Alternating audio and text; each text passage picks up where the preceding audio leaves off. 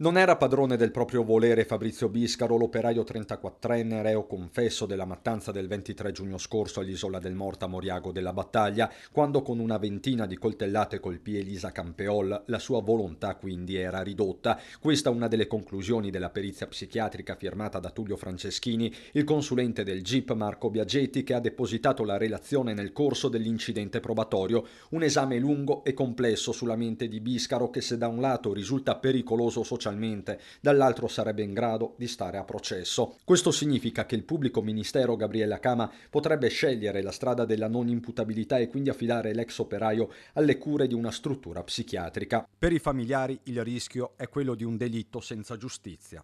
Si rischia di essere un delitto dove si conosce benissimo il colpevole, lo si è visto, lui stesso ha dichiarato di averlo commesso, eppure è molto probabile che non paghi.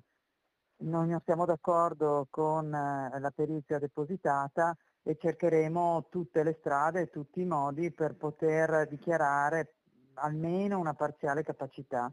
Ma la vicenda processuale non è ancora chiusa e tanti sono ancora gli interrogativi attorno a quel giorno di orrore. Elisa, 35 anni, di Pieve di Soligo, stava semplicemente prendendo il sole quando l'ex operaio di Col San Martino le si è avventato contro. Prima la coltella, poi le mozza parte dell'orecchio, infine la fuga prima di costituirsi dai carabinieri di Valdobbiadene, dove parla di una misteriosa voce interna che l'avrebbe spinto a fare del male, spiegazioni che certo non bastano a chi ha conosciuto e voluto bene a Elisa.